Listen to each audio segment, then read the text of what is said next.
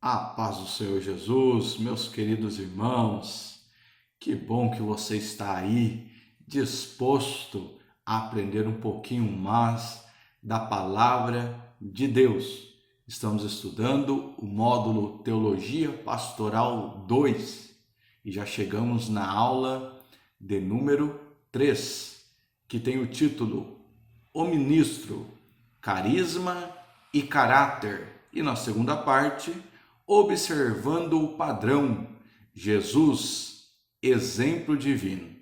Muito boas são essas lições, quem tem o nosso material e tem lido, sempre o pessoal tem elogiado muito. São assuntos de extrema necessidade. Haja vista, que todos pudessem ter acesso e o interesse de assistir essas aulas, de ler esse material. Eu cuido que todo líder, todo obreiro, todo pastor, seria essencial na vida deles. Eu acredito ter um curso, ou algum conhecimento na hermenêutica, um conhecimento na homilética e também o conhecimento da teologia pastoral. São coisas simples, mas profundas e necessárias para o exercício saudável da vida ministerial. Faço votos que Deus te abençoe de alguma forma ao longo dessa aula, que possa despertar em nós cada dia mais o prazer e o desejo de aprender a palavra de Deus.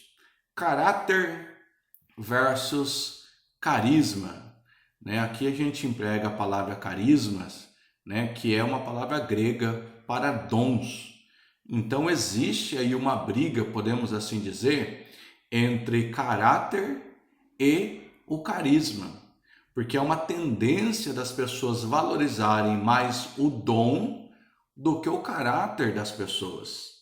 Por isso eu tenho afirmado que eu prefiro ouvir um semi-analfabeto pregando de uma forma simples e sincera, mas tendo uma vida com Deus, do que alguém versado em muitas faculdades, mas com desvio na sua postura e com desvio no seu caráter. Sem dúvida, o caráter vale mais do que o dom, embora as pessoas são iludidas pela questão do dom. Então, o caráter é o conjunto de características e traços relativos à maneira de agir e de reagir, que vão determinar a sua conduta e a sua moralidade.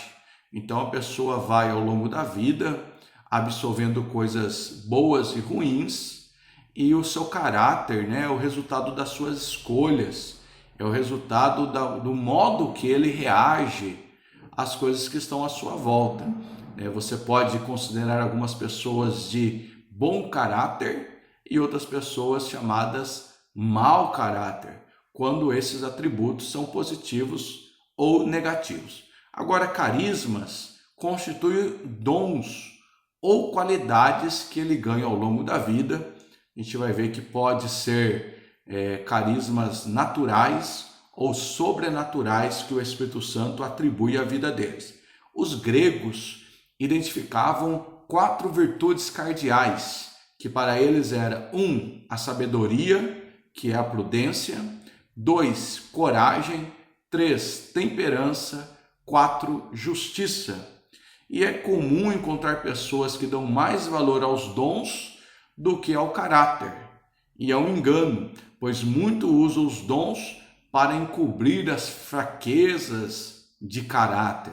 Alguns eles têm aí um exterior de piedade, como os fariseus, parecem misericordiosos, mas na verdade aquela bondade está escondendo dentro deles a maldade, desvio terríveis, pecados que estão escondidos por trás de uma aparência de bondade. Infelizmente, existem pessoas que buscam outras pessoas que possuem dons, não importando se essa pessoa é um mau caráter. Às vezes a pessoa vai ouvir um pregador, tantos relatos, tantos casos, infelizmente, pessoas que bebem, até usam droga antes e após a pregação, mas pregam maravilhosamente bem. E uma vez que você vai tentar abrir os olhos das pessoas que são assim iludidas pelo dom, essas ficam bravas com você, né? Eu tenho experiência própria, infelizmente, né? De algumas vezes que eu estive em algum lugar pregando e soube, né, de pessoas mau caráter que iria pregar no mesmo lugar que eu preguei, e ao tentar, né, abrir os olhos daquele líder, né, eu tive a triste resposta dizendo: não, mas ele é muito usado, não, mas ele prega muito bem, não, mas ele revela o profundo. Então é o exemplo de liderança, né, que prefere mais o dom do que o caráter. Então é preciso haver aí um equilíbrio, uma harmonia entre o caráter e o dom. Não adianta a pessoa ter dons maravilhosos, mas não ter o caráter. A mensagem dele normalmente não será recebida. Então o caráter, como eu falei, é o conjunto de qualidades, sejam boas ou sejam más, adquirida ao longo da vida da pessoa, que normalmente é revelada por meio das escolhas e decisão desta pessoa. Por meio dos atos dessa pessoa, eu descubro qual é o caráter dela. E o carismas é o significado de dom, dádiva ou favor. E equilibrar o caráter e o dom é um desafio, porque algumas pessoas acabam usando o dom em benefício próprio, acabam usando o dom para beneficiar-se de alguma forma, esquecendo, colocando em segundo plano o caráter. Tá? Por exemplo, esse desafio de equilibrar também está na questão de que normalmente quem tem um dom, ele por vezes acaba discriminando o outro. Imagina que alguém que tem o dom de curar, há uma tendência daquele que tem o dom de curar menosprezar aquele que prega, por exemplo. Assim como aquele que tem um dom de orar, né? Alguém que intercede, ora muitas horas por dia, ele tem uma tendência de desprezar o outro que estuda a Bíblia ou que ensina a Bíblia. Mas veja que um dom, um talento, ele não é contrário ao outro. São todas ferramentas do mesmo reino. Tá? Mas infelizmente você vê alguns extremos. Por exemplo, você pode ir em um culto em que só se tem profecia e se tem revelação e não tem a palavra de Deus.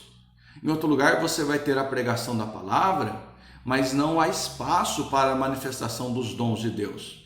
Então o mau uso dos dons é uma realidade da igreja moderna, né? Acabam às vezes, de vez de trazer um elevo espiritual, acaba prejudicando a vida das pessoas, né? Hoje é importante dizer que existem pessoas, né, em busca dos milagreiros, em busca dos reveladores, e que não querem ouvir a palavra de Deus, não querem ter um compromisso com o Deus da palavra. Às vezes eles não têm compromisso nem com uma denominação, não querem ficar membros de nenhum lugar, estão sempre correndo atrás do dom que alguns profetas eles têm. Tá? Então esses extremos podem ser perigosos e por isso assistimos o uso desses dons de uma maneira ruim. Então é importante haver a palavra, haver a exposição da palavra, haver o louvor, haver a manifestação dos dons do Espírito de uma maneira maravilhosa, confirmando a palavra de Deus. O caráter e o juízo vindouro. Muitas pessoas estão enganadas, achando que porque alguém tem um dom, essa pessoa necessariamente é uma pessoa salva. E nós sabemos que o dom não é uma garantia de salvação. E tem aquela palavra duríssima de Jesus, lá em Mateus, no capítulo 7, verso 22 e 23, bem conhecida também, que diz assim: muitos me dirão naquele dia: Senhor, Senhor, não profetizamos nós em teu nome? E em teu nome não expulsamos demônios? E em teu nome não fizemos maravilhas? Você vê que ele vai relatar 3 tipos de dom: profetizar, expulsar demônio e fazer maravilhas. E então lhes disse abertamente, Jesus respondendo: nunca vos conheci, apartai-vos de mim, vós que praticais a iniquidade.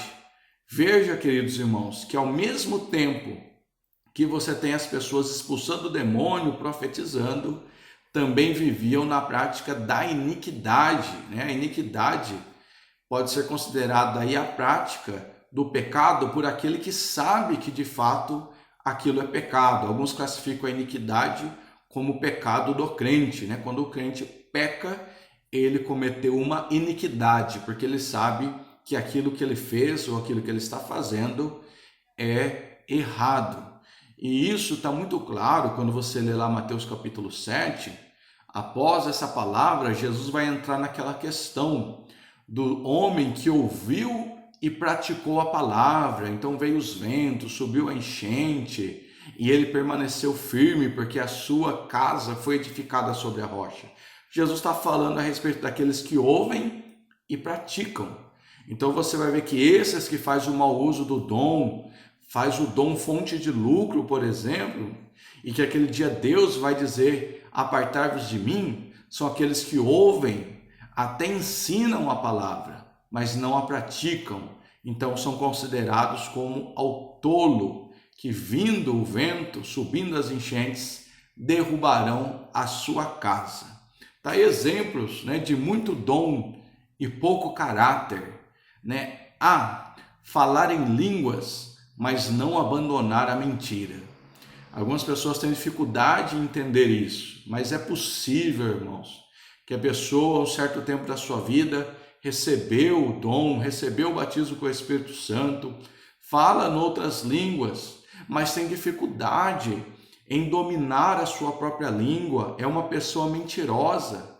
Veja que o texto que agora mesmo nós lemos, de pessoas que profetizam, mas vivem na iniquidade, é um fato, tá? É aquilo que eu comparo. O tempo da graça é isso, né? O tempo da lei era o cartão de débito, Deus cobrava na hora. Mas no tempo da graça é o tempo do cartão de crédito, onde a pessoa pagará isso lá na frente. Então a graça pode dar a sensação de impunidade. É isso que vai acontecer com aqueles que fazem um mau uso dos dons, ou até escandalizam a obra de Deus, né? Pregam, mas não têm uma vida condizente com a sua pregação. Deus dá o dom sem arrependimento. O dom é uma dádiva, é um presente, é um favor imerecido de Deus, que Deus dá capacitando a pessoa para aquela obra. Mas pode ser que ao longo do tempo essa pessoa desvie suas condutas, mas Deus não tira o talento que continua na vida da pessoa. Por isso você vai ter esses extremos acontecendo muitas vezes na igreja do Senhor. Pregar bonito, porém ter fama de mal pagador e de vida enrolada, né? Então alguns pregam, são eloquentes, estão aí com suas faces estampadas nos cartazes, atraem a si multidões, mas aí vai ver a vida dessas pessoas, são vidas enroladas, né? Vivem enrolando um, vivem enrolando o outro, né? A sua própria parentela às vezes é escandalizada pela vida que esta pessoa leva e prega ainda a palavra de Deus, vivem dando calote, contando mentira, dando desculpas o tempo todo, então não condiz com o talento que está na vida dela. E alguém pode ter dificuldade de dizer, não, isso não existe, né? Nós temos aí o exemplo de Sansão. Como, né, que você vai dizer que Deus não estava na vida de Sansão, né? Desde a promessa lá ao seu pai, né, o Espírito Santo vinha sobre ele e ali ele tinha uma força para derrotar os seus inimigos. No entanto, Sansão, ele era alguém com a vida enrolada, né, com relacionamentos amorosos não aprovados por Deus, e aí ele cai em laço de morte, fica cego. Então você pode ver que ele tinha o dom, é notório o dom na vida de Sansão, mas também da mesma maneira não vemos ali o temor de Deus, o agir de Deus de Sansão, tanto que ele terminou ali a sua vida cego, como nós conhecemos a história dele. Vamos para outro exemplo disso? Balaão, né? Quem não conhece a história de Balaão? Balaão era profeta de Deus, né? Quando ele quer profetizar contra o povo de Israel, Deus toma ele, porque contra o povo de Israel não vale encantamento. Então, enquanto Balaque queria que ele profetizasse contra, Deus tomava ele e ele profetizava a favor. Mas você vê que apesar do dom, havia um desvio de caráter, ali em Balaão? Porque ele queria profetizar à base de dinheiro. Quando se oferecia o dinheiro, ele queria profetizar com base naquilo que ele estava recebendo, querendo usar o dom em seu benefício próprio. Quantos, que têm até o talento de Deus na sua vida, mas vivem se corrompendo pelo dinheiro, profetizando em troca de favores, ou para agradar pessoas, ou para se aproximar de algumas pessoas. Eu me lembro de uma certa feita que estava o meu pastor lá na igreja e apareceu ali um pregador e por aquilo que ele falava, queria agradar muito o pastor, Então só naquele culto ali ele profetizou pelo menos 3 vezes ali em direção ao pastor, Era notório o quanto que ele queria agradar o pastor, então profetiza 3 vezes ali, oferecendo muitas bênçãos ao pastor. Você vê que a síndrome de Balaão, ela existe até os dias de hoje, mas o dom estava nele. Você vai ver que Balaão, Deus não permite, que ele amaldiçoe Israel, mas ele era de mau caráter. Como ele não pôde profetizar contra, quando você continua ali lendo a história, é ele que vai dar a dica para Balaque como vai destruir o povo de Deus. Ele sabia que o povo de Israel tinha uma tendência à idolatria, a se misturar com deuses estranhos, com mulheres de outros povos, e ele vai dar exatamente essa dica para Balaque. Lá na frente o povo vai estar misturado e é por isso que o povo vai cair em pecado. Então é verdade, alguns exercem o dom, mas vivem na prática do pecado. Mas um dia prestarão contas sobre tudo isso, pode ter certeza, Pessoas que roubam a igreja, que pegam o dinheiro da igreja, que vivem adultério e continuam pregando e tirando lágrima dos olhos das pessoas. Isso é um fato que existe, Deus permite, sim, é a vontade permissiva de Deus, não é vontade absoluta, mas a sua paga chegará sem sombra de dúvida. O caráter cristão, os dons são conhecidos, ou melhor, concedidos para servir e ajudar o próximo. Por que Deus dá o dom? Deus dá o dom para que a pessoa sirva a sua igreja, sirva a sua comunidade, sirva ao seu próximo. O dom não é para mim mesmo, mas o dom é para o outro. Esse deveria ser o exercício. O dom na vida daquele que tem o prazer de servir. Alguns dons, por sua manifestação assim tão maravilhosa, deixam na pessoa uma aura de poder e santidade. Então existem dons assim tão maravilhosos de se ver, que traz uma admiração. E devido à grandeza e à profundidade desse dom, algumas pessoas acabam sendo vistas como mais poderosas, como mais santas do que outras. E isso acontece quando um mau caráter, ou alguém que teve ao longo da sua jornada um desvio de caráter, ele começa a utilizar essa aura de poder e de santidade para manipular as pessoas, para controlar, para ameaçar as pessoas. Quantos de nós já ouvimos coisa do tipo assim, se você sair da igreja antes de eu dar a bênção apostólica, seu filho vai ficar doente, o seu carro vai quebrar. Isso já é um culto que passou das 10 horas da noite, Então às vezes a pessoa tem um dom, mas ela acaba usando o dom para pôr medo, para oprimir as pessoas. Isso pode ser considerado também um desvio de caráter. Aí é verdade que alguns gostam de posar como super-homens ou como mulheres maravilha devido ao dom. Isso é extremamente perigoso, porque essa autossuficiência, essa soberba é o terreno necessário, é um terreno fértil para o nascimento do pecado e logo vai preceder a queda dessa pessoa. Parece que o espinho da carne de Paulo o trazia para essa realidade. Embora houvesse a excelência das revelações, havia o espinho, lembrando ele que ele continuava sendo um homem. Então o dom pode iludir a pessoa que tem o dom, como também iludir as pessoas que estão à sua volta. Então os carismas são habilidades concedidas e não coisas adquiridas por iniciativa humana. Ninguém é merecedor desse dom, tá? É Deus que dá essas habilidades para servir, para o uso na obra de Deus. Por isso que os dons não anulam a operação do pecado. Por isso, como nós vimos, pode ter pessoas que têm dom, mas também vivem na prática do pecado. E sabendo da falta de caráter de alguns, Satanás age sutilmente. E alguns percebem que, apesar dos seus pecados, os dons continuam a fluir na vida deles. Então a pessoa vai lá, prega, revela, canta.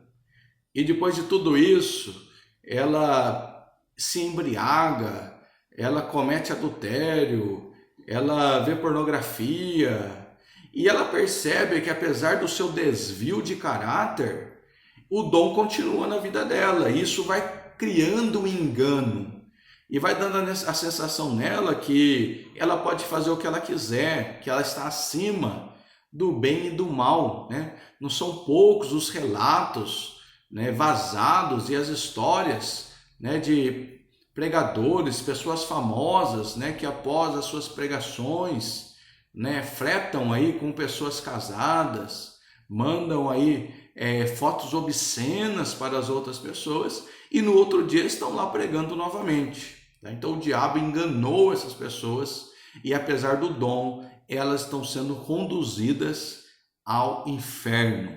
Tá? E aí nós temos dois extremos. Nós temos os que se acham imunes ao pecado e por isso têm dons, né? É o santarrão no lado ruim da palavra, né? Aquele santarrão que ele acha que ele não pode pecar, que ele é impossível para ele pecar, porque isso também é ruim, né? Porque o homem tem que saber que há essa possibilidade, há esse perigo, quem está de pé tem que cuidar para que não se caia.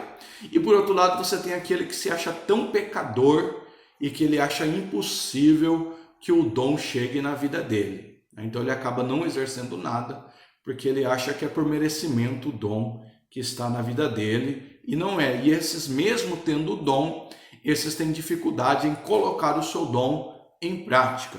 Paulo sabia que apesar de ser poderoso em Deus, ele era humano, e por isso ele era sujeito à fraqueza, por isso ele lutava com o pecado que estava dentro dele, porque sabia que ele mesmo querendo fazer o bem, o pecado levava para fazer o mal. Outra questão é os dons e a habilidade pessoal. Existem alguns que vai classificar a lista de dons lá de Romanos capítulo 12 como dons de habilidade natural, que não foram adquiridos de forma sobrenatural pelo Espírito Santo. Tá? Diz assim, Romanos 12, 7 e 8, eu vou ler aqui na versão Nova Tradução Linguagem de hoje, diz assim: se tiver o dom de servir, sirva com dedicação. Se for mestre, ensine bem. Se seu dom consistir em encorajar pessoas, encoraje-as. Se for o dom de contribuir, dê com generosidade. Se for o de exercer liderança, lidere de forma responsável. E, se for o de demonstrar misericórdia, pratique-a com alegria. Então ele fala aí do dom de servir, de ensinar, de encorajar, de contribuir, de liderar, de demonstrar misericórdia. Então muitos vão considerar esse dom natural, né? Está na vida da pessoa, né? Lembrando que Deus pode usar de forma sobrenatural esses dons naturais, né? Indo além do normal, indo além do natural, né? Mas além desses outros dons, né, como o dom de cantar, é considerado um talento natural, né, porque a pessoa pode já nascer com a voz, nascer com a sua afinação, que são, alguns vão diferir lá dos dons que está na lista de 1 Coríntios capítulo 12, que seriam as manifestações sobrenaturais. Diz assim, 1 Coríntios 12, de 8 a 10. Porque a um, pelo Espírito, é dada a palavra da sabedoria, então o dom da palavra da sabedoria. O outro, pelo mesmo Espírito, a palavra da ciência, que seria outro dom. E o outro, pelo mesmo Espírito, a fé. Outro, pelo mesmo Espírito, os dons de curar. o outro a operação de maravilhas, a outro a profecia, e a outro o dom de discernir espíritos, e a outro variedade de línguas, e a outro interpretação das línguas. Essas são consideradas aqueles dons dados pelo próprio Deus, uma capacitação sobrenatural, e normalmente são esses, né, que acaba levando a pessoa que não vigia, que não tem uma vida ali de retidão com Deus, gerar uma ilusão e, por consequência, um desvio de caráter, imitando dons ou sendo enganados. Nós sabemos que tem pessoas que pensam ter o dom, mas não têm. São movidos por emoções ou simplesmente reproduzem aquilo que eles veem em outras pessoas. O ser humano é uma esponja, né? Ele acaba absorvendo. Na outra aula nós falamos a respeito daqueles, né, que vê pregação de outros no YouTube e depois reproduz toda aquela pregação sem tirar um ponto e sem tirar uma vírgula. Vai acontecer as pessoas de tanto ver e até admirar os dons espirituais, acaba copiando o dom, né, e achando, né, enganando e sendo enganados. Alguns, né, com uma falsidade carnal e outros por inocência. Tá? Então, ao que imitam manifestações sobrenaturais. E às vezes esses que imitam, né, sabendo que está enganando, eles têm um ar de piedade, de misericórdia, né, falam mansos, são assim aparentemente amorosos, têm uma aparência de santidade, têm um estereotipo de santidade, mas não tem o dom de verdade, é uma falsidade carnal, né? Ele fala da própria emoção, fala de si mesmo, ou copia aquilo que os outros estão falando. Mas também nós temos a questão demoníaca, né? Existe uma falsidade demoníaca. Existem pessoas que acham que têm o dom do Espírito Santo, mas tem uma atuação demoníaca dentro da vida deles. Às vezes a pessoa vive uma vida desregrada, mergulhada no pecado. Muitos não tiveram encontro com Cristo, não renunciaram, né, uma vida suja e consideram ter dons, né, e ficam presas ao diabo, prendendo eles nesse engano. Né? E o diabo, ele sempre quis imitar Deus, ele sempre, né, quis tirar uma fotocópia mal feita das coisas de Deus, e a Bíblia vai dizer que ele pode se transformar até em um anjo de luz. Então tem muitos sinais, milagres que até acontecem, mas que não foram operados pelo dom do Espírito Santo, mas de fato foram operados pelo diabo, pelo espírito do engano atuando na vida dessas pessoas. Tá? Então o discernimento espiritual é muito importante. Alguém espiritual, ele discerne todas as coisas e de ninguém é discernido, disse Paulo. Então quem é espiritual, ele acaba percebendo. Às vezes é até difícil, né, expor essa pessoa ou desmascarar, né? Mas às vezes dentro dele, né, ele vê que não compactua o seu espírito com o espírito que está naquela atuação.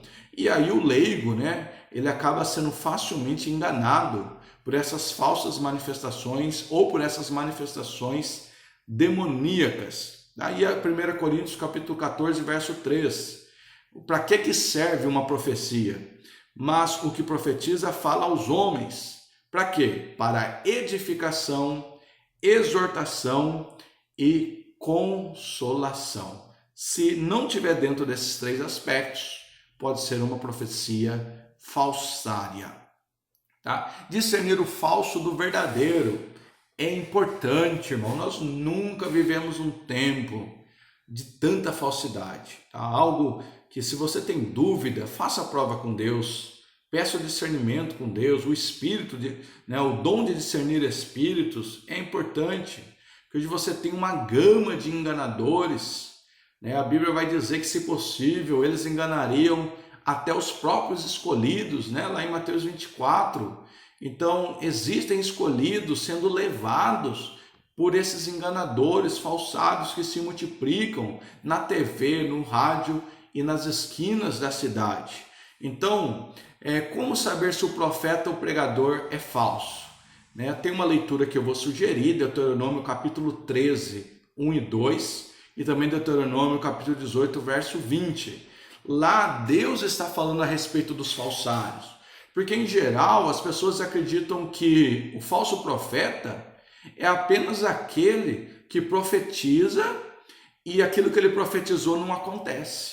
Mas nós sabemos que pode haver falsos profetas que profetiza e acontece. Mas essa profecia não teve origem em Deus, no Espírito Santo, pode ter origem no próprio diabo. Então, existem alguns que usam os dons para desviar as pessoas do caminho de Deus. E por meio do dom, induzem as pessoas ao erro. Um profeta que ele profetiza, mas não ensina a pessoa a ler a Bíblia, a ter uma vida de retidão com Deus, a abster-se, de toda aparência do mal, e ele acaba viciando a pessoa nas suas profecias, fazendo dele um Deus e não apontando para a palavra de Deus, ele acaba também sendo um falsificador.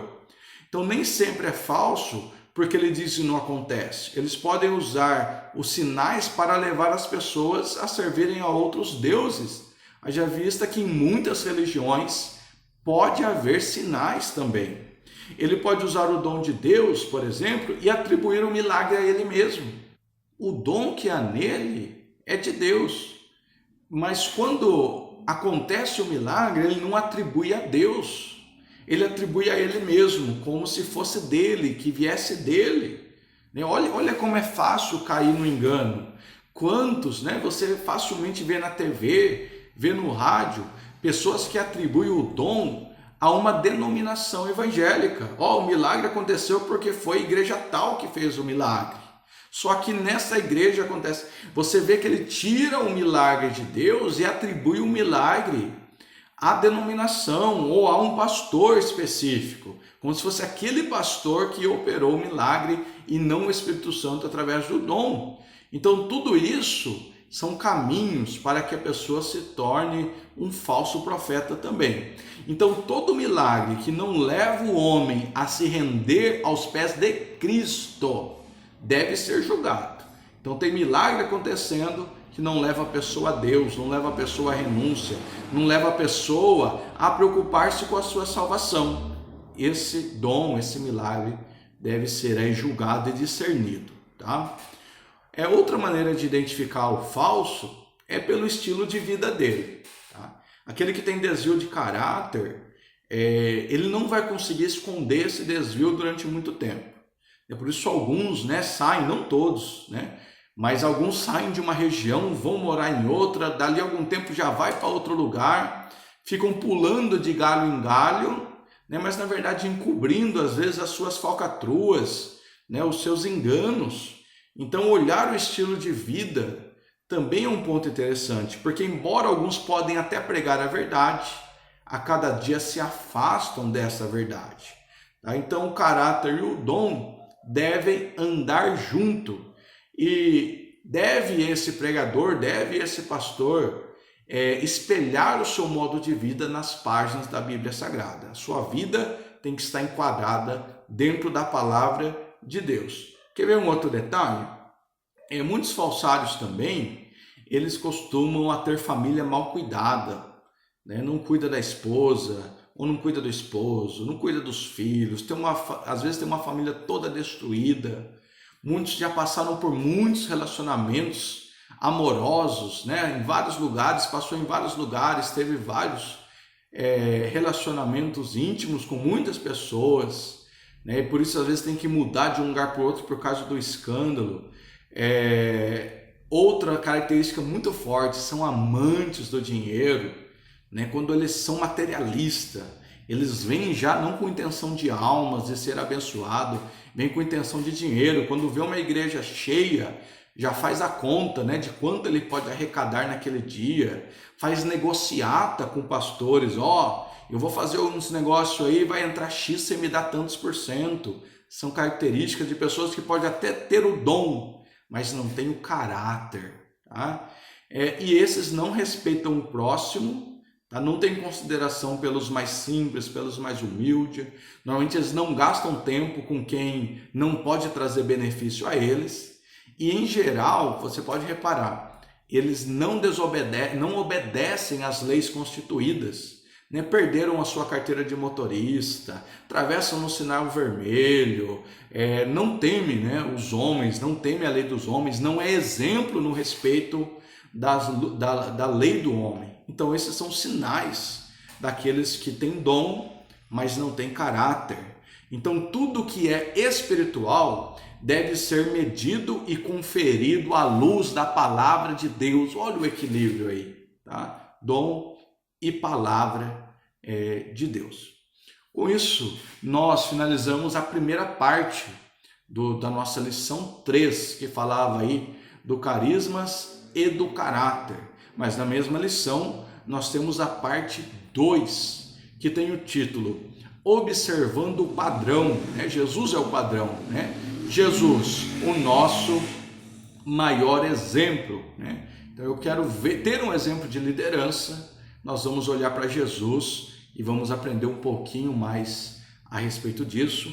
Convido você a continuar conosco aí, que nós já vamos dar prosseguimento agora. Um texto aí de John Wesley, né, que quando foi proibido de pregar na igreja anglicana, né, devido às suas ideias, o seu modo de pensar, foi colocado para fora.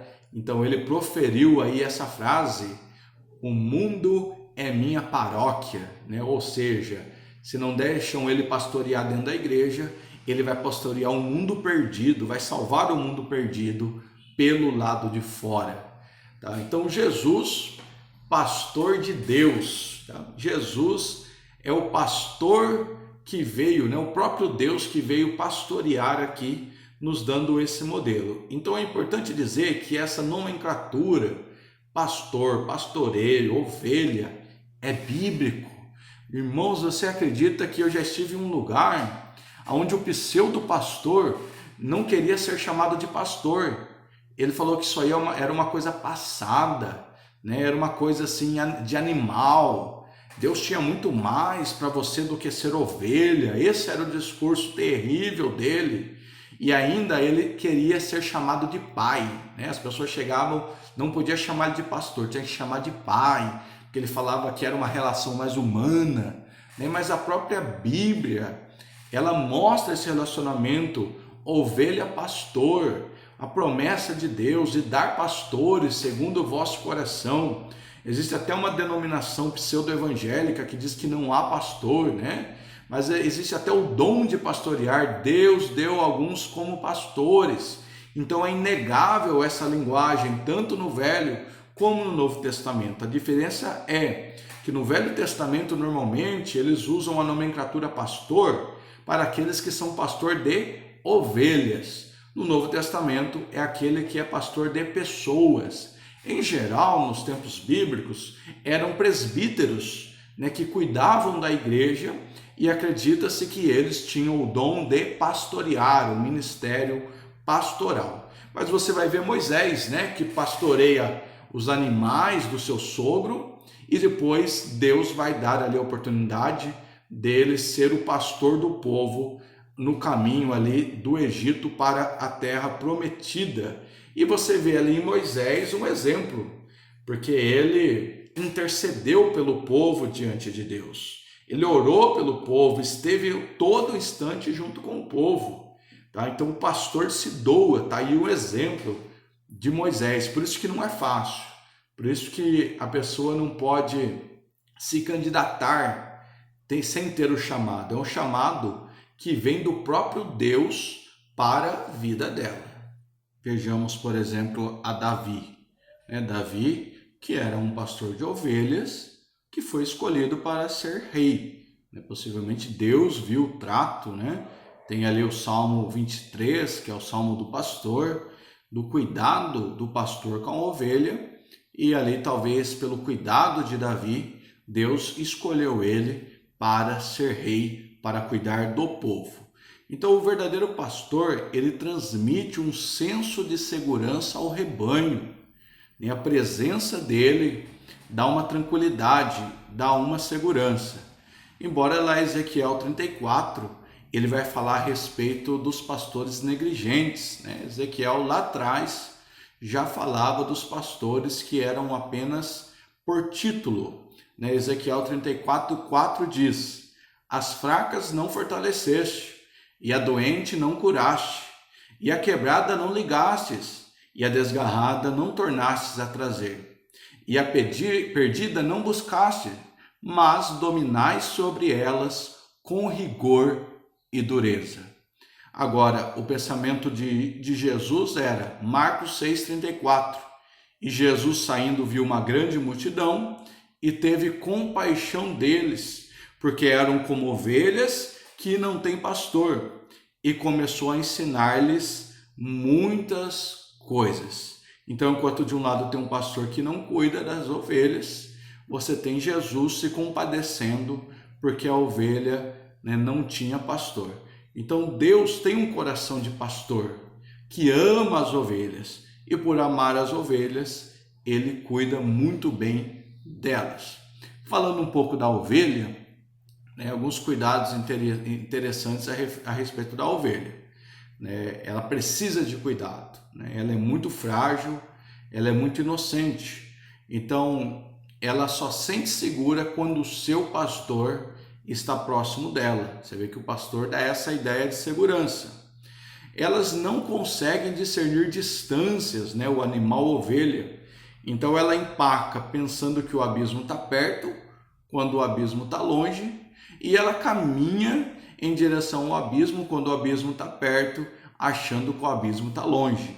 Então isso mostra a fragilidade dela e como ela precisa de um pastor com uma visão mais aguçada do que a dela.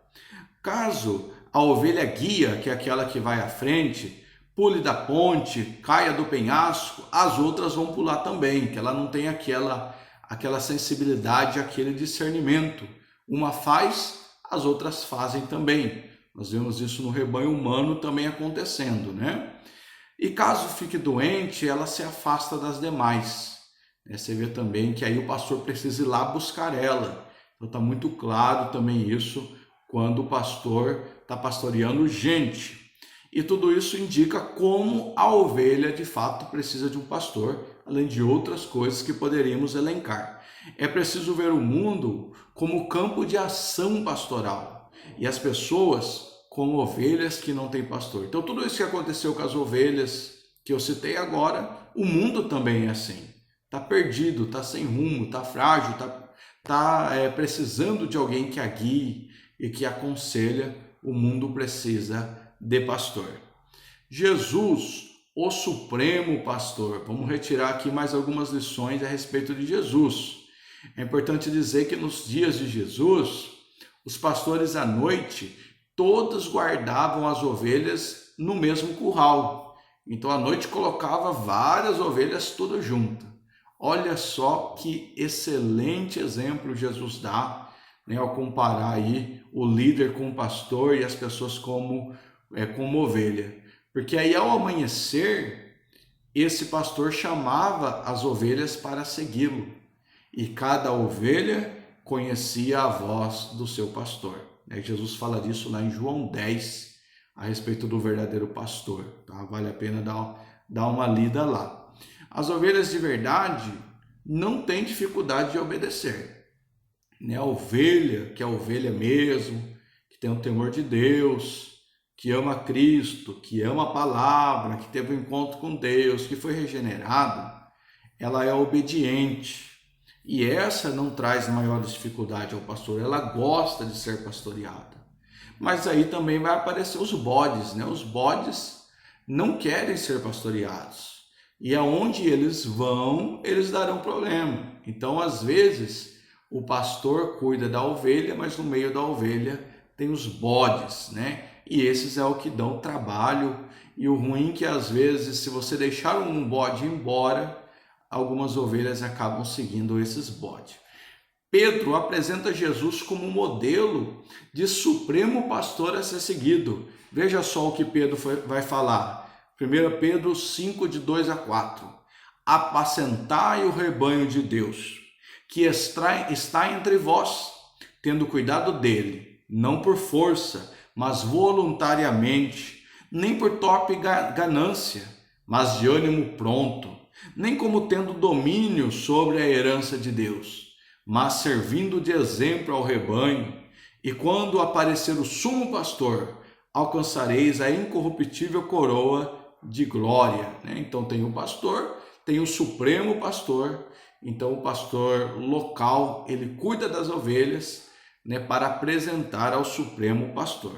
Então Jesus não é apenas o bom pastor, o grande pastor, o supremo pastor, mas ele também é o pastor que deve ser imitado. As pessoas falam, mas pastor tal fez isso, pastor tal fez aquilo, mas a Bíblia mostra que nós devemos seguir o supremo pastor, e esse por sua vez é perfeito. Exemplo de liderança concedida pelo Espírito Santo. Paulo, ele via a igreja como um grande rebanho a qual o Espírito Santo dava pastores a elas, para cuidar, para doutrinar, para ensinar, para fazê-las amadurecer. Mas Paulo, apesar dessa consciência que o Espírito Santo dá a pastores, ele adverte que os lobos surgirão, prontos para devorar o rebanho. Várias são advertências bíblicas, como os lobos que estão aí transvestidos de pastores. Mas o pastor, quando vê o lobo, ele deve expulsá-lo. Então, quando nós pregamos a verdade, quando nós ensinamos a verdade, nós estamos protegendo a ovelha dos lobos que vêm, arrebatam ela do meio do rebanho, levam, prometendo muitas coisas, e o final desse caminho é morte.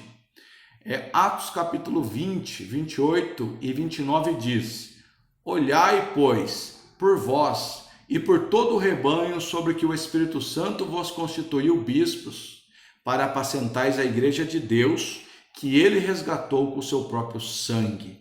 Olha a responsabilidade de cuidar do rebanho de Deus, que foi comprado com o sangue de Jesus. Porque eu sei isto que, depois da minha partida, aí a palavra de Paulo, sabendo que depois da sua partida, entrarão no meio de vós lobos cruéis, que não pouparão o rebanho. Outro fator interessante é que a autoridade pastoral, ela não é imposta. Não adianta bater no peito dizendo que eu sou pastor, que eu é que mando aqui, que eu é que sou autoridade, tá? Porque essa autoridade, ela é reconhecida naturalmente. Quando ele é um homem de Deus, quando ele se preocupa com a ovelha, quando ele cuida, a autoridade emana nele. As pessoas veem Deus nele. E então ela será reconhecido. Ele será reconhecido como pastor. Uma pessoa, na verdade, só é pastor quando o rebanho o aceita como pastor. Mateus capítulo 7, 28 e 29 diz: E aconteceu que, concluindo Jesus esse discurso, a multidão se admirou da sua doutrina, porquanto os ensinava como tendo autoridade e não como os escribas. As próprias pessoas viram Jesus como pastor, viram autoridade, viram Deus na sua pregação e no seu ensino, e por isso se submeteram à voz pastoral de Jesus. Então, se não houver essa entrega, se não houver essa dedicação, as pessoas acabam não reconhecendo a pessoa como pastor. Jesus, exemplo de abnegação e renúncia. Um dos problemas do convívio entre pastores e rebanhos é a traição. Irmãos, quantos líderes feridos, traídos. Veja que o próprio Cristo não fugiu dessa verdade, Teve Judas o traindo, teve Pedro o negando. Então, o caráter também do obreiro pode ser revelado quando ele for traído. Tem gente que ela é muito boazinha, desde que não faça algo contra ela. Jesus dá o exemplo, mesmo quando traído por Pedro, negou Pedro, olhou com olhar de misericórdia para Pedro. Quando ele ressuscitou, disse às mulheres: avise a Pedro também. Como se dissesse, eu estou dando uma outra oportunidade para Pedro. Pedro ele vai escrever referente a isso mais tarde, lá em 1 Pedro capítulo 2, verso 23, na Nova Tradução Linguagem de hoje, diz assim: não revidou quando foi insultado, nem ameaçou se vingar quando sofreu, mas deixou seu caso nas mãos de Deus, que sempre julga com justiça. Veja que Jesus não usou da sua autoridade depois para aniquilar, exterminar aquele que o traiu, mas usou de misericórdia, perdoou a Pedro e perdoou a muitos dessa forma. Jesus não levou os seus traidores ao tribunal querendo justiça, mas deixou para Deus, o Deus da vingança, fazer isso, a própria lei da semeadura. Não usou sua posição de governo para perseguir, mas ensinou-nos, numa situação dessa, desenvolver um coração perdoador para amar até aqueles que nos causam danos. Que exemplo pastoral de um pastor dedicado, sujeito a essas coisas, mas que ao invés de oprimir e se vingar, ele perdoou. A exemplo de José, lembra de José? Depois tudo que seus irmãos fizeram, venderam ele e ele passou por muito sofrimento. Mas quando ele estava no auge, Deus moveu de uma forma poderosa e ele vai dizer que eles tentaram fazer mal, mas Deus transformou o mal e bem, colocando ele ali como governador lá no Egito. Então a traição é um preço que se paga muitas vezes na vida ministerial. Quanto mais longo o seu ministério, mais experiências dolorosas como essa a pessoa pode ter no seu currículo.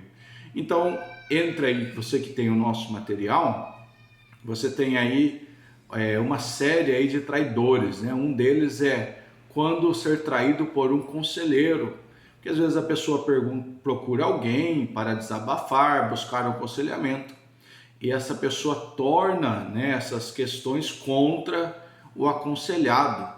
Então, às vezes, a traição ministerial vem de algum superior.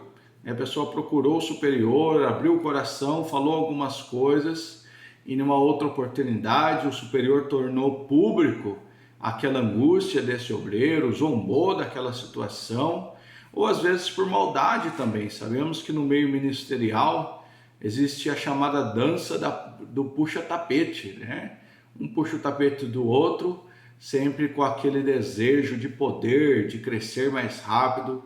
Infelizmente, nós sabemos que existe isso.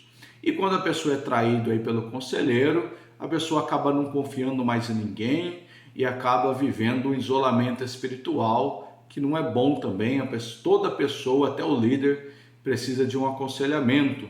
Outros, quando são traídos dentro do próprio ministério, começam a buscar aconselhamento fora do ministério, de pessoas que são de outros estados, até de outros países, ou até de outro ministério. Eu, particularmente, acho que até por bondade de Deus, muitas pessoas aí, ao longo dos anos, acabam me procurando, pedindo algum tipo de conselho, muitas vezes concernente a questões de ministério, somente quando está insatisfeito, se sai, se não sai, e acaba abrindo o coração referente àquilo que eles querem viver, e são situações dentro do seu ministério, por não encontrar ninguém dentro da própria igreja, acaba recorrendo a alguém de fora. Tem casos que o pastor mais velho acaba confessando segredos para o mais novo, e às vezes esse acaba delatando, o pastor mais velho. É até uma questão que a gente tratou na outra aula.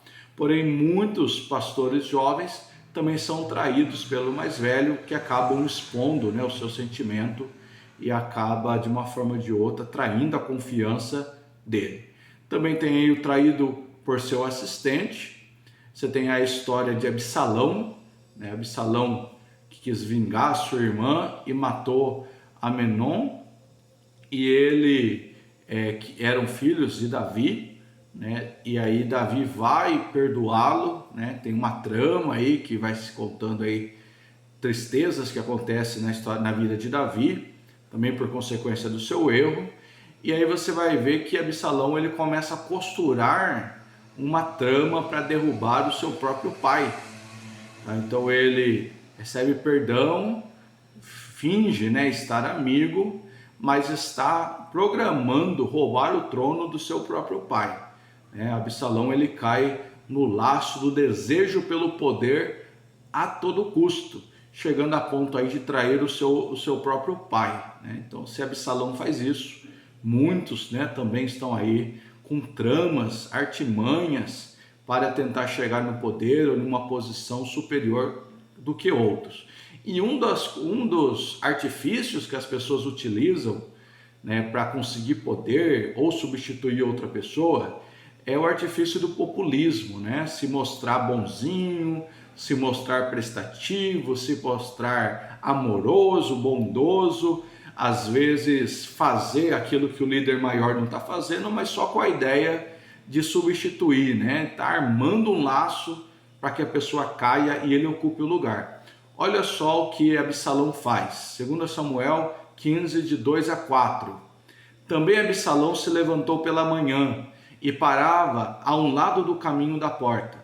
E sucedia que todo homem que tinha alguma demanda para vir ao rei a juízo, o chamava Absalão a si e lhe dizia: de que cidade és tu? E dizendo ele, de uma das tribos de Israel, teu servo. Então, quando as pessoas iam procurar o rei, ou procurar Davi, Absalão ficava lá esperando uma oportunidade para falar com essas pessoas e se passar por bondoso, por caridoso. E aí o texto diz: então Absalão lhe dizia: olha, os teus negócios são bons e retos, porém não tens quem te ouça da parte do rei. O rei não vai poder fazer nada por você não. Você tem que contar para mim aqui que eu sou seu amigão. E dizia mais Absalão: quem me dera ser o juiz da terra, para que viesse a mim todo homem que me tivesse demanda. Então ele estava dizendo: se eu fosse o rei, não ia ser desse jeito não. Se eu fosse o rei, ia fazer diferente.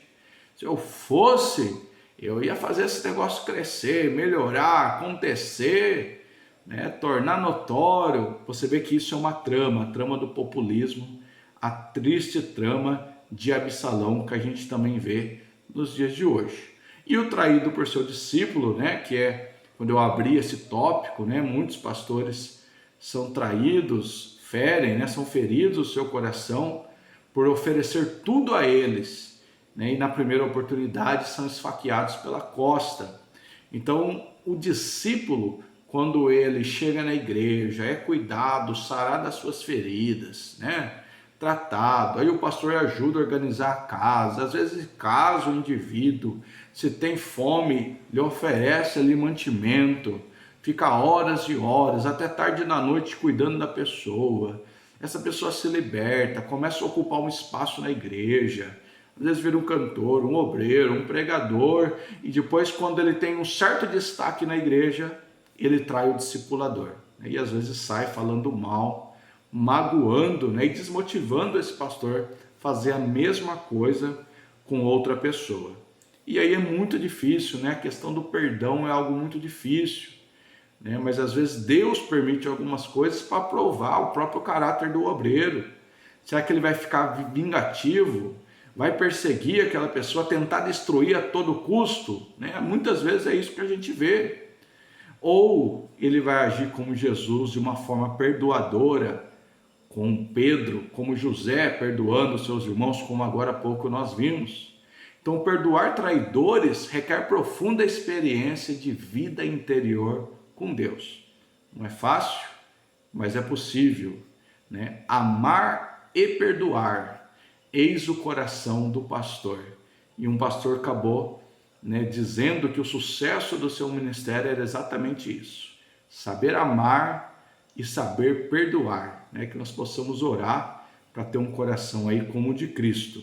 Lucas 23:34 vai dizer: e dizia Jesus: Pai, perdoa-lhes, porque não sabem o que fazem, né? Fala também parecida foi de Estevão quando esse estava sendo apedrejado. Precisamos pedir essa graça, a liderança precisa pedir essa graça para perdoar, né? Às vezes você tem pastores, quando são feridos, às vezes nem são traídos assim, né? Às vezes, de repente, uma palavra, alguma fofoca, já bloqueiam as pessoas na rede social, né? Já exclui, já não quer falar, vira a cara, né?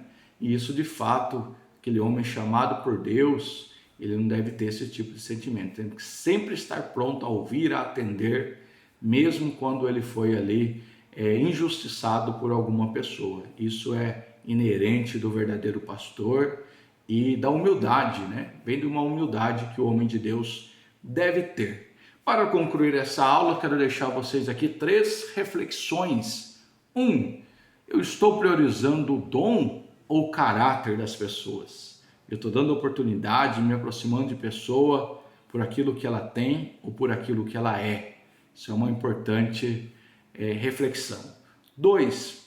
Estou usando a minha autoridade para perseguir os opositores ou para amá-los? Eu estou amando ou estou perseguindo meus opositores? Eu estou sendo como Jesus ou estou sendo como um homem natural e carnal, o desejo sanguinário de destruir aqueles que se levantaram contra nós? E terceiro, as posições por mim galgadas, desejadas, vão ser alcançadas segundo a graça de Deus, no tempo de Deus, ou vou alcançar por resultado das minhas costuras, como Absalão, rumo ao poder? Tem gente que não sabe esperar, gente que ele vai costurando o seu populismo, né? O puxa-saquismo, né? Por assim dizer, de uma expressão popular, e ele acaba ganhando pela amizade, acaba ganhando ali por outros fatores, que não é pela graça de Deus, pulando o caminho, cortando o caminho e alcançando às vezes até um lugar que não era para ser dele. Então aquilo que eu tenho alcançado, aquilo que você tem alcançado, que eu tenho alcançado, de que forma nós temos chegado lá?